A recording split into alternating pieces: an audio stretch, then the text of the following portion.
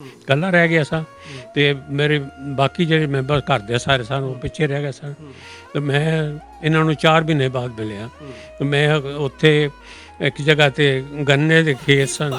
ਤੋਂ ਵਿਛੜ ਗਏ ਦੱਸੋ ਕੀ ਖਟਿਆ ਕੀ ਪਾਇਆ ਭਿੱਜ ਜਾਏ ਦਾੜੀ ਬਾਪੂ ਦੀ ਜਗੀਰੀ ਲਾਲ ਖੰਨਾ ਦਾ ਨਾਂ ਸੀ ਤੇ ਉਹਨੇ ਚਿੱਠੀ ਮੈਨੂੰ करनाल भेजी भी तू जे आना है तो 20 रुपये महीना ते रोटी ते रहन नूं कमरा मिल जाएगा।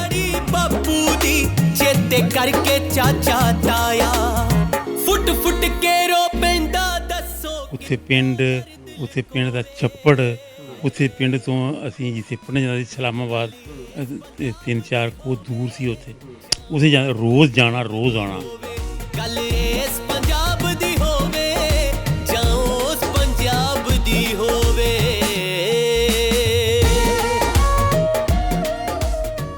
ਤਾਂ ਉਸ ਵੇਲੇ ਤਾਂ ਕਈ ਉਦੋਂ ਦੇ ਵਿਛੜੇ ਅਜੇ ਤੱਕ ਨਹੀਂ ਮਿਲੇ, ਕੋਈ ਪਾਕਿਸਤਾਨ ਰਹਿ ਗਏ, ਕੋਈ ਕਿਸੇ ਪਾਸੇ ਨਿਕਲ ਗਏ ਤੇ ਚਲੋ ਇਹ ਰੱਬ ਦੀ ਬੜੀ ਰਹਿਮਤ ਹੈ ਕਿ ਤਕਰੀਬਨ 4 ਮਹੀਨਿਆਂ 'ਚ ਤੁਸੀਂ ਫੇਰ ਆਪਸ 'ਚ ਮਿਲ ਗਏ ਤੇ ਉਸ ਤੋਂ ਬਾਅਦ ਅੱਜ ਤੱਕ ਤੁਸੀਂ ਸਾਥ ਆਪਣਾ ਨਾਲ ਲੈ ਕੇ ਚੱਲ ਰਹੇ ਜੇ। ਮੈਂ ਆਪਣੇ ਦਰਸ਼ਕਾਂ ਨੂੰ ਇਹ ਵੀ ਦੱਸ ਦੇਣਾ ਚਾਹੁੰਦਾ ਕਿ ਇਹ ਜਿਹੜਾ ਪਰਿਵਾਰ ਹੈ ਜਿਵੇਂ ਕਿ ਸਾਡੀਆਂ ਪੁਰਾਣੀਆਂ ਪਰੰਪਰਾਵਾਂ ਸਨ ਕਿ ਇਹਨਾਂ ਦੇ ਜਿਹੜੇ ਦਾਦਾ ਜੀ ਇਹਨਾਂ ਦੇ ਪਿਤਾ ਜੀ ਸ੍ਰੀ ਬਰਕਤ ਰਾਮ ਜੀ ਸੀ। ਉਸ ਲਈ ਇਹਨਾਂ ਕੋਈ ਮਨ 'ਚ ਵਿਚਾਰ ਨਹੀਂ ਸੀ ਹੁੰਦਾ ਹਿੰਦੂ ਕੌਣ ਆ ਸਿੱਖ ਕੌਣ ਆ। ਅਕਸਰ ਹੀ ਘਰ ਦੇ ਵਿੱਚ ਪ੍ਰਚਲਿਤ ਭਾਵਨਾ ਹੁੰਦੀ ਸੀ ਕਿ ਜਿਹੜਾ ਵੱਡਾ ਲੜਕਾ ਹੋਏਗਾ, ਜਿਹੜਾ ਵੱਡਾ ਮੁੰਡਾ ਹੋਏਗਾ ਉਹਨੂੰ ਸਿੱਖ ਬਣਾ ਦਿੱਤਾ ਜਾਏਗਾ ਜੇ ਹਿੰਦੂ ਪਰਿਵਾਰ ਦੇ ਵਿੱਚ ਹੁੰਦਾ, ਤੇ ਦੂਸਰੇ ਜਿਹੜੇ ਹੈਗੇ ਨੇ ਉਹਨਾਂ ਦੇ ਤਕਰੀਬਨ ਉਹਨਾਂ ਦੀ ਮਰਜ਼ੀ ਤੇ ਛੱਡ ਦਿੱਤਾ ਜਾਂਦਾ ਸੀ ਜਾਂ ਉਹਨਾਂ ਨੇ ਜਿਵੇਂ ਰਹਿਣਾ ਰਹਿ ਲੈਣ। ਸੋ ਇਸ ਕਰਕੇ ਇਹ ਇੱਕ ਬੜੀ ਵਧੀਆ ਮਿਸਾਲ ਅੱਜ ਸਾਡੇ ਸਾਹਮਣੇ ਆ ਜਦੋਂ ਅਸੀਂ ਕਈ ਤਰ੍ਹਾਂ ਦੀਆਂ ਸਮਾਜ 'ਚ ਗੱਲਾਂ ਉੱਠਦੀਆਂ ਨੇ, ਕਈ ਤਰ੍ਹਾਂ ਦੇ ਇੱਥੇ ਧਰਮ ਨੂੰ ਲੈ ਕੇ ਜਾਂ ਸੰਪਰਦਾਇ ਨੂੰ ਲੈ ਕੇ ਵਖਰੇਵੇਂ ਪਾਉਣ ਦੀ ਕੋਸ਼ਿਸ਼ ਕੀਤੀ ਜਾਂਦੀ ਆ। ਅੱਜ ਤੁਹਾਡੇ ਸਾਹਮਣੇ ਇਸ ਐਗਜ਼ਾਮਪਲ ਲੈ ਕੇ ਬੈਠੇ ਆ ਕਿ ਇੱਕ ਭਰਾ ਸਿੱਖ ਹੈ ਤੇ ਉਸੇ ਹੀ ਮਾਂ ਦਾ ਜਾਇਆ ਦੂਸਰਾ ਭਰਾ ਜਿਹੜਾ ਹਿੰਦੂ ਹੈ। ਸੋ ਹਿੰਦੂ ਸਿੱਖ ਦੀ ਗੱਲ ਇੱਥੇ ਆ ਕੇ ਖਤਮ ਹੋ ਜਾਂਦੀ ਹੈ, ਗੱਲ ਸਿਰਫ ਰਹਿ ਜਾਂਦੀ ਹੈ ਭਰਾਤਤਵ ਦੀ ਗੱਲ ਸਿਰਫ ਰਹਿ ਜਾਂਦੀ ਹੈ ਉਹ ਪਰਮਾਤਮਾ ਦੇ ਅੰਗ ਸੰਗ ਰਹਿਣ ਦੀ। ਗੱਲ ਨੂੰ ਅੱਗੇ ਤੋਰਦੇ ਹੋਏ ਇਹਨਾਂ ਨਾਲ ਮੈਂ ਪ੍ਰਕਾਸ਼ ਸਿੰਘ ਜੀ ਕੋਲੋਂ ਪੁੱਛਣਾ ਚਾਹਾਂਗਾ ਕਿ ਜਦੋਂ ਉੱਥੋਂ ਅਸੀਂ ਤੁਰਦੇ ਹਾਂ ਉਸ ਵੇਲੇ ਤੁਸੀਂ ਕੋਈ ਦ੍ਰਿਸ਼ ਇਹੋ ਜਿਹੇ ਤੁਹਾਡੇ ਸਾਹਮਣੇ ਆਏ ਹੋਣ ਵੱਢ ਟੁੱਕ ਵਾਲੇ ਜਾਂ ਜਿਹਦੇ ਕਰਕੇ ਬਹੁਤ ਪ੍ਰਭਾਵਿਤ ਹੋ ਗਏ ਹੋ? ਬੜੇ ਖਤਰਨਾਕ ਹਾਲਾਤ ਸਨ ਜੀ, ਉਦੋਂ ਦੇਖਿਆ ਨਹੀਂ ਸੀ ਜਾਂਦਾ ਕੁਛ ਵੀ, ਸਭ ਪਾਸੇ ਵੱਢ ਟੁੱਕ ਹੋ ਰਹੀ ਸੀ ਤੇ ਅਸੀਂ ਤਾਂ ਆਪਣੀ ਮੈਂ ਤੇ ਉਹ ਸਮਾਨ ਲੈ ਕੇ ਤੁਰਿਆ ਹੋਇਆ ਸਾਂ, ਇਕੱਲਾ ਰਹਿ ਗਿਆ ਸਾਂ ਤੇ ਮੇਰੇ ਬਾਕੀ ਜਿਹੜੇ ਮੈਂਬਰ ਘਰ ਦੇ ਸਾਰੇ ਸਨ ਉਹ ਪਿੱਛੇ ਰਹਿ ਗਏ ਸਨ ਤੇ ਮੈਂ ਇਹਨਾਂ ਨੂੰ 4 ਮਹੀਨੇ ਬਾਅਦ ਮਿਲਿਆ ਤੇ ਮੈਂ ਉੱਥੇ ਇੱਕ ਜਗ੍ਹਾ ਤੇ ਗੰਨੇ ਦੇ ਖੇਤ ਸਨ, ਉੱਥੇ ਗੌਰਮੈਂਟ ਦੇ ਆਦਮੀ ਨੂੰ ਪੁੱਛਿਆ ਤੇ ਉਹਨਾਂ ਆਖਿਆ ਵੀ ਅਸੀਂ ਸਾਡੇ ਕੋਲ ਰੋਟੀ ਕੋਈ ਨਹੀਂ ਤਾਂ ਅਲਾਟ ਕਰ ਦਿੰਦੇ ਹਾਂ, ਉੱਥੋਂ ਜਾ ਕੇ ਖੇਤ ਕੱਟੋ ਗੰਨੇ ਵੇਚੋ ਤੇ ਰੋਟੀ ਖਾਓ। ਤੁਹਾਡੇ ਪਿਤਾ ਜੀ ਤੇ ਤੁਹਾਡੇ ਦੂਸਰਾ ਪਰਿਵਾਰ ਕਿਸ ਢੰਗ ਨਾਲ ਇੱਥੇ ਪਹੁੰਚਿਆ ਹਿੰਦੁਸਤਾਨ? ਉਹ ਸਾਰੇ ਮੇਰੇ ਤੋਂ ਪਹਿਲਾਂ ਆ ਗਏ ਸਨ ਇੱਥੇ, ਪਰ ਮੈਨੂੰ ਮਿਲੇ 4 ਮਹੀਨੇ ਬਾਅਦ ਸਨ। ਉਹਨਾਂ ਨੂੰ ਤਾਂ ਕੋਈ ਇਹੋ ਜਿਹੀ ਦੁਸ਼ਵਾਰੀ ਪੇਸ਼ ਨਹੀਂ ਆਈ ਬਟ ਟੁਕਦੀ ਜਾਂ ਜਿਹੜੇ ਦੰਗਾ ਨਹੀਂ ਕੋਈ ਦੁਸ਼ਵਾਰੀ ਪੇਸ਼ ਨਹੀਂ ਆਈ, ਕਿਸੇ ਕਿਸਮ ਦੀ ਕੋਈ ਪ੍ਰੋਬਲਮ ਨਹੀਂ ਹੋਈ ਸਾਨੂੰ। ਅਸੀਂ 2-3 ਘੰਟੇ ਜਾ ਗਏ, ਅਸੀਂ 3 ਘੰਟੇ ਵਿੱਚ ਨਨਕਾਣੇ ਸਾਹਿਬ ਤੋਂ ਚੱਲ ਕੇ ਤੇ ਅੰਮ੍ਰਿਤਸਰ ਜਾ ਕੇ ਉਤਰ ਗਏ। ਰਾਹ 'ਚ ਕਿਸ ਤਰ੍ਹਾਂ ਦਾ ਸੀਨ ਸੀਗਾ, ਕੁਛ ਯਾਦ ਹੈ? ਰਾਜ ਸੀਗਾ ਜੀ, ਸੜਕਾਂ ਲਾਲ ਹੋਈਆਂ ਸੀਗੀਆਂ ਔਰ ਲਾਸ਼ਾਂ ਪਈਆਂ ਸੀਗੀਆਂ ਤੇ ਲਾਸ਼ਾਂ ਦੇ ਉੱਤੋਂ ਗੱਡੇ ਲੰਘਦੇ ਪਏ ਸੀ, ਉੱਤੋਂ ਬੱਸਾਂ ਲੰਘਦੀਆਂ, ਉੱਤੋਂ ਟਰੱਕ ਲੰਘਦੇ ਪਏ ਸੀ। ਇਹ ਹਾਲਤ ਸੀ ਉਸ ਵੇਲੇ ਲਾਹੌਰ ਦੇ ਵਿੱਚ। ਲਾਹੌਰ ਦੀ ਸੜਕਾਂ ਦੀ ਜਿਵੇਂ ਗੱਲ ਦੱਸਦਾ ਪਿਆ ਵੀ ਉੱਥੇ ਜਗ੍ਹਾ ਲਾਸ਼ਾਂ ਪਈਆਂ ਸੀਗੀਆਂ ਔਰ ਲਾਸ਼ਾਂ ਫਿਸੀਆਂ ਪਈਆਂ ਸੀ, ਉੱਤੋਂ ਟਰੱਕ ਲੰਘੀ ਜਾਂਦੇ ਸੀ, ਬਸ ਕੋਈ ਤੜਫਦੀ ਪਈ ਸੀ, ਉਹ ਮਰ ਚੁੱਕਾ ਸੀ, ਕੋਈ ਮਰਦਾ ਪਿਆ ਸੀ, ਉਹ ਕਿੱਦਾਂ ਦੇਖੋ ਜਿਹੜਾ ਇਹ ਜਨੂਨ ਹੁੰਦਾ ਜਿਹਦੇ ਵਿੱਚ ਕਿ ਭਰਾ ਨੂੰ ਨਹੀਂ ਪਛਾਣਦਾ, ਧਰਮ ਨੂੰ ਨਹੀਂ ਪਛਾਣਦਾ, ਕਿ ਲਾਸ਼ਾਂ ਚਾਰੇ ਪਾਸੇ ਵਿਖਰੀਆਂ ਨੇ ਤੇ ਉਹਨਾਂ ਤੋਂ ਉੱਪਰੋਂ ਟੱਪ ਕੇ ਉਹਨਾਂ ਹਾਲਾਤਾਂ ਦੇ ਵਿੱਚ ਲੰਘਣਾ ਪੈ ਰਿਹਾ, ਉਹਨਾਂ ਤੋਂ ਟਰੱਕ ਲੰਘ ਰਹੇ, ਉਹਨਾਂ ਤੋਂ ਗੱਡੇ ਲੰਘ ਰਹੇ, ਉਹਨਾਂ ਤੋਂ ਪੈਦਲ ਲੰਘ ਰਿਹਾ। ਉਸ ਮੰਜ਼ਰ ਨੂੰ ਤੁਸੀਂ ਦੇਖੋ ਕਿ ਕਿੰਜ ਦਾ ਉਹ ਭਿਆਨਕ ਮੰਜ਼ਰ ਤੁਹਾਡੇ ਸਾਹਮਣੇ ਆਉਂਦਾ ਕਿ ਇਹ ਗੱਲ ਸੁਣ ਕੇ ਹੀ ਅੱਜ ਜਿਹੜਾ ਹੈਗਾ ਲੂ ਕੰਢੇ ਖੜੇ ਹੋ ਜਾਂਦੇ ਨੇ, ਦਿਲ ਦਹਿਲ ਜਾਂਦਾ।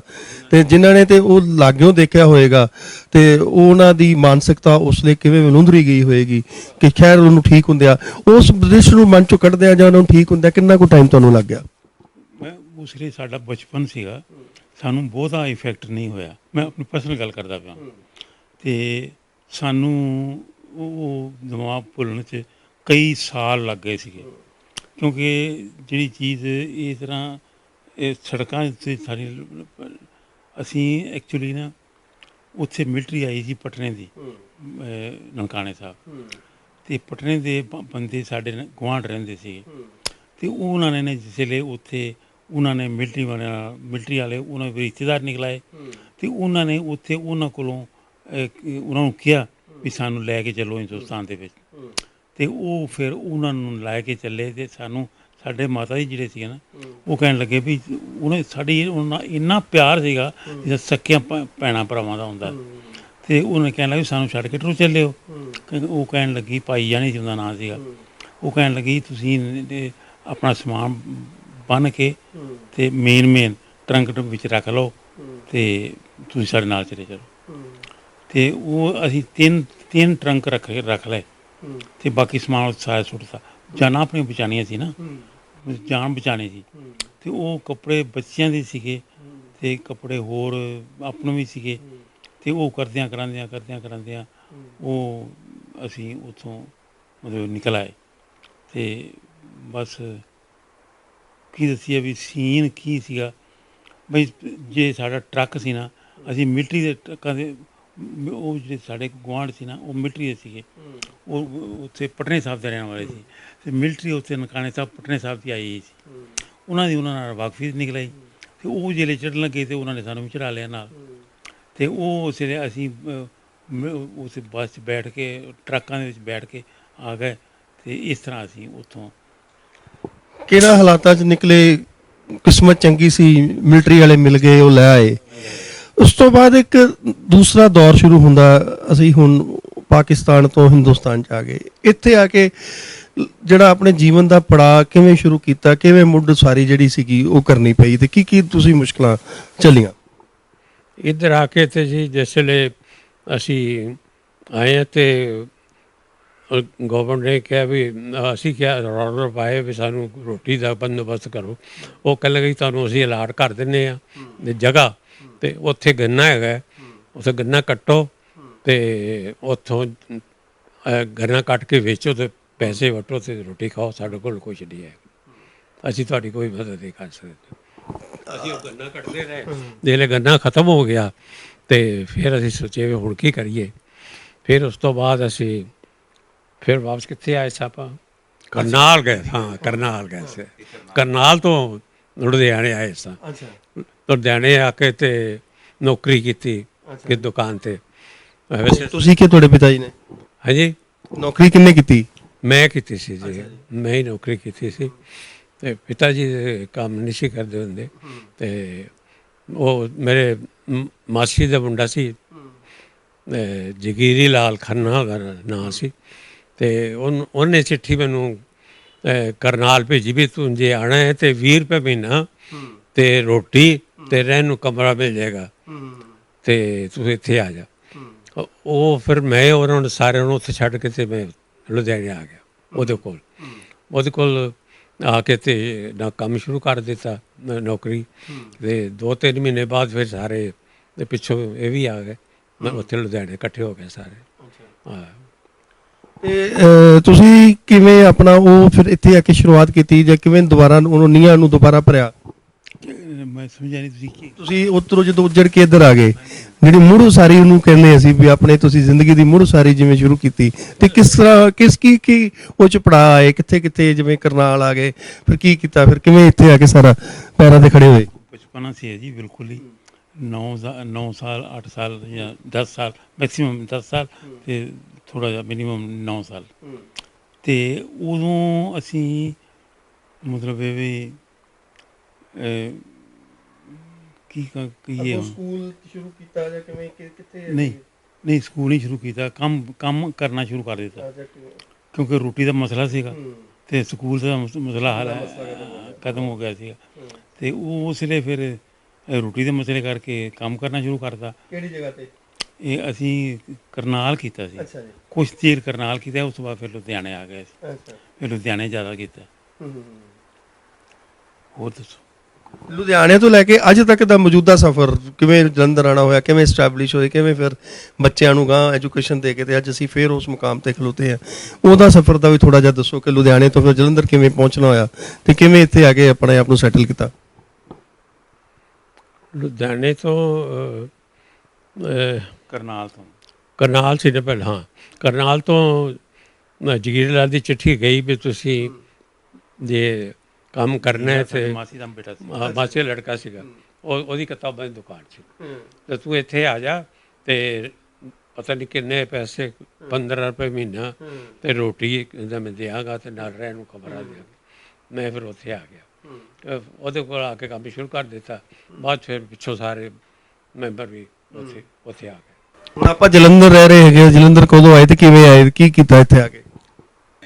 ਹਾਂਜੀ ਓਹੋ ਤੁਸੀਂ ਬਲਵੀਰ ਸਿੰਘ ਕੋਲ ਕੰਮ ਕਰਦੇ ਰਹੇ? ਹਾਂ, ਇੱਥੇ ਮੇਰੇ ਮਾਮੇ ਦਾ ਲੜਕਾ ਹੁੰਦਾ ਸੀ। ਅੱਛਾ ਜੀ। ਤੇ ਉਹ ਕਰਦਾ ਸੀ ਕੰਮ, ਦੁਕਾਨ ਪਾਈ ਸੀ ਨਾ ਉਹਨੇ, ਕਿਤਾਬਾਂ ਦੀ ਦੁਕਾਨ ਪਾਈ ਤੇ ਉਹਨੂੰ ਪਤਾ ਲੱਗਾ ਤੇ ਉਹਨੇ ਕਿਹਾ, ਚਿੱਠੀ ਲਿਖ ਦਿੱਤੀ ਵੀ ਜੇ ਤੂੰ 20 ਰੁਪਏ ਮਹੀਨਾ ਤੇ ਰੋਟੀ ਲੈਣੀ ਹੈ ਤੇ ਤੂੰ ਇੱਥੇ ਆ ਜਾ। ਮੈਂ ਫਿਰ ਇੱਥੇ ਆ ਗਿਆ, ਇਹਨਾਂ ਆ ਕੇ ਤੇ ਨੌਕਰੀ ਕਰ ਸ਼ੁਰੂ ਕਰ ਦਿੱਤੀ। ਉਹਦੇ ਕੋਲ ਰੋਟੀ ਵੀ ਖਾਣੀ ਤੇ ਰਹਿਣਾ ਵੀ ਉਹਦੇ ਘਰ ਤੇ ਕੰਮ ਵੀ ਕਰਨਾ, ਕੰਮ ਕਰਦੇ ਰਹੇ।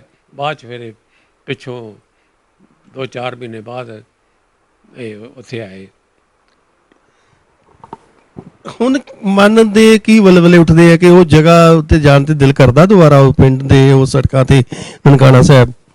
ਨਨਕਾਣਾ ਸਾਹਿਬ ਜਾਣ ਨੂੰ ਤਾਂ ਇਸ ਵਾਸਤੇ ਦਿਲ ਕਰਦਾ ਹੈ ਕਿ ਉੱਥੇ ਗੁਰੂ ਨਾਨਕ ਦੇਵ ਦਾ ਜਨਮ ਸਥਾਨ ਸੀ ਤੇ ਉੱਥੇ ਉਹਦੇ ਨਾਲ ਸਾਡਾ ਬਹੁਤ ਪਿਆਰ ਸੀ। ਪਰ ਅਦਰਵਾਈਜ਼ ਤਾਂ ਮੁਸਲਮਾਨ ਨੇ ਉੱਥੇ ਸਾਰੇ, ਤੇ ਉੱਥੇ ਜਾਣ ਦਾ ਫਿਰ ਜੇ ਤੁਸੀਂ ਉੱਥੇ ਜਾਓਗੇ ਤੇ ਆਪਣਾ ਉਹ ਸੜਕਾਂ ਨੂੰ ਆਪਣੇ ਘਰ ਨੂੰ ਪਛਾਣ ਲਓ, ਕਿਸੇ ਤੇ ਚਲੇ ਜਾਓਗੇ? ਸੜਕਾਂ ਤੇ ਪਛਾਣ ਲਵਾਂਗੇ, ਬੰਦਾ ਕੋਈ ਨਹੀਂ ਪਛਾਣ ਸਕੇ। ਬੰਦਾ ਉੱਥੇ ਹੋਣਾ ਹੀ ਕੋਈ ਨਹੀਂ। ਤੇ ਤੁਹਾਡਾ ਕਿਵੇਂ ਕਿ ਕਦੀ ਸੁਪਨੇ 'ਚ ਪਿੰਡ ਆਉਂਦਾ ਹੋਵੇ, ਗਲੀਆਂ ਆਉਂਦੀਆਂ ਹੋਵੇ? ਹਾਂ ਬਿਲਕੁਲ, ਸੁਪਨਾ ਕੀ ਜਾਂ ਪਿੰਡ ਪਿੰਡ 'ਤੇ ਰਹਿੰਦੇ ਸੀ ਨਾ, ਨਨਕਾਣੇ ਤੋਂ 3-4 ਕਿਲੋਮੀਟਰ ਦੂਰ ਸੀਗਾ ਜਿਹੜਾ, ਤੇ ਉੱਥੇ ਅਸੀਂ ਰਹਿੰਦੇ ਸੀ। ਤੇ ਉੱਥੇ ਗਲੀਆਂ, ਉੱਥੇ ਪਿੰਡ ਦਾ ਛੱਪੜ, ਉੱਥੇ ਪਿੰਡ ਤੋਂ ਅਸੀਂ ਜਿੱਥੇ ਪੜ੍ਹਨ ਜਾਂਦਾ ਸੀ ਇਸਲਾਮਾਬਾਦ 3-4 ਕੋ ਦੂਰ ਸੀ, ਉੱਥੇ ਰੋਜ਼ ਜਾਣਾ ਰੋਜ਼ ਆਉਣਾ, ਤੇ ਉਹ ਸਾਰੀਆਂ ਗੱਲਾਂ ਸਾਨੂੰ ਯਾਦ ਹੈਗੀਆਂ ਨੇ, ਅੱਜ ਤੱਕ ਯਾਦ ਨੇ ਸਾਰੀਆਂ। ਦਿਲ ਕਰਦਾ ਦੁਬਾਰਾ ਇੱਕ ਵਾਰੀ ਉੱਥੇ ਵੇਖ ਕੇ ਗਏ ਰਹਿੰਦੀ ਜ਼ਿੰਦਗੀ? ਹਾਂ ਬਹੁਤ ਦਿਲ ਕਰਦਾ ਹੈ, ਬਹੁਤ ਜ਼ਿਆਦਾ ਦਿਲ ਕਰਦਾ ਹੈ, ਲੇਕਿਨ ਮਜਬੂਰੀ ਹੈ ਕਿ ਅਸੀਂ ਉੱਥੇ ਜਾ ਨਹੀਂ ਸਕਦੇ। ਕਦੀ ਹਮਲਾ ਮਾਰਿਆ ਜੱਥੇ ਨਾਲ ਜਾਂ ਵੈਸੇ ਸਰਕਾਰ ਕੋਲ ਵੀਜ਼ਾ ਮੰਗਣ ਦਾ? ਨਹੀਂ ਨਹੀਂ, ਉਹ ਨਹੀਂ, ਕੋਈ ਹਮਲਾ ਨਹੀਂ ਮਾਰਿਆ। ਕੋਈ ਮਤਲਬ ਹੁਣ ਮੁੜ ਕੇ ਜਾਣ ਦਾ ਕੋਈ ਸੋਰਸ ਬਣਦਾ ਨਹੀਂਗਾ, ਜਾਣ ਦਾ ਕੋਈ ਸੋਰਸ ਨਹੀਂ ਬਣਦਾ। ਤੁਸੀਂ ਕਦੀ ਨਨਕਾਣਾ ਸਾਹਿਬ ਦੀ ਜੱਥੇ ਨਾਲ ਜਾਣ ਦੀ ਕੋਸ਼ਿਸ਼ ਕੀਤੀ ਜਾਂ? ਨਹੀਂ ਜੀ, ਜੱਥੇ ਨਾਲ ਨਹੀਂ ਆਪਾਂ ਕਦੀ ਗਏ, ਕਿਸੇ ਨਾਲ ਨਹੀਂ ਗਏ। ਉਹ ਦਿਲ ਕਰਦਾ ਵੀ ਨਨਕਾਣਾ ਸਾਹਿਬ ਜਾ ਕੇ ਤੇ ਮਿਲ ਕੇ ਜਾ ਕੇ ਆਈਏ, ਦੇਖੀਏ ਤੇ ਉੱਤੇ ਮੱਥਾ ਟੇਕੀਏ ਜਾ ਕੇ ਗੁਰਦੁਆਰੇ, ਲੇਕਿਨ ਹਾਲਾਤ ਕੋ ਬਣਦੇ ਨਹੀਂ ਜੀ। ਬਿਲਕੁਲ ਹਾਲਾਤ ਬੰਦੇ ਨਹੀਂ, ਜਾਣ ਦੇ ਦਿਲ ਕਰਦਾ। ਕੁਛ ਉਮਰ ਦੇ ਹਿਸਾਬ ਨਾਲ ਗੱਲਾਂ ਜਿਹੜੀਆਂ ਨੇ ਵਿੱਚ ਜੁੜਦੀਆਂ ਨਹੀਂ, ਟੁੱਟ ਜਾਂਦੀਆਂ ਨੇ, ਜਿਸ ਨੂੰ ਅਸੀਂ ਇਹਨਾਂ ਦੇ ਜਿਹੜੇ ਸਾਹਿਬਜ਼ਾਦੇ ਨੇ, ਇਹਨਾਂ ਦੇ ਬੇਟੇ, ਉਹਨਾਂ ਨਾਲ ਵੀ ਥੋੜ੍ਹੀ ਜਿਹੀ ਗੱਲਬਾਤ ਕਰਾਂਗੇ, ਕਿਉਂਕਿ ਉਹਨਾਂ ਨੇ ਕਿਵੇਂ ਆਪਣੇ ਪਿਤਾ ਜੀ ਕੋਲੋਂ, ਆਪਣੇ ਦਾਦਾ ਜੀ ਕੋਲ ਗੱਲਾਂ ਸੁਣੀਆਂ, ਉਹਦੇ ਬਾਰੇ ਵੀ ਅਸੀਂ ਗੱਲ ਕਰਦੇ ਹਾਂ। ਆਪਾਂ ਗੱਲ ਕਰਦੇ ਹਾਂ ਭਾਜੀ ਹਰਜੀਤ ਹੋਰਾਂ ਨਾਲ। ਇਹਨਾਂ ਦੇ ਜਿਹੜੇ ਸਰਦਾਰ ਪ੍ਰਕਾਸ਼ ਸਿੰਘ ਹੋਰਾਂ ਦੇ ਬੇਟੇ ਸਾਡੇ ਨਾਲ, ਜੀਤ ਸਿੰਘ ਮਲਹੋਤਰਾ ਸਾਹਿਬ, ਔਰ ਇਹਨਾਂ ਦਾ ਹੀ ਸੰਪਰਕ ਸਾਡੇ ਨਾਲ ਹੋਇਆ। ਇਹਨਾਂ ਨੇ ਸਾਡੇ ਨਾਲ ਗੱਲਬਾਤ ਕੀਤੀ ਕਿ ਇਸ ਤਰ੍ਹਾਂ ਪਿਤਾ ਜੀ ਨੂੰ ਹਲੇ ਬਹੁਤ ਕੁਝ ਯਾਦ ਹੈ ਔਰ ਬਹੁਤ ਕਿਸ ਤਰ੍ਹਾਂ ਉਹ ਤਾਂਘਦੇ ਨੇ ਉੱਥੇ ਜਾਣ ਦੇ ਲਈ।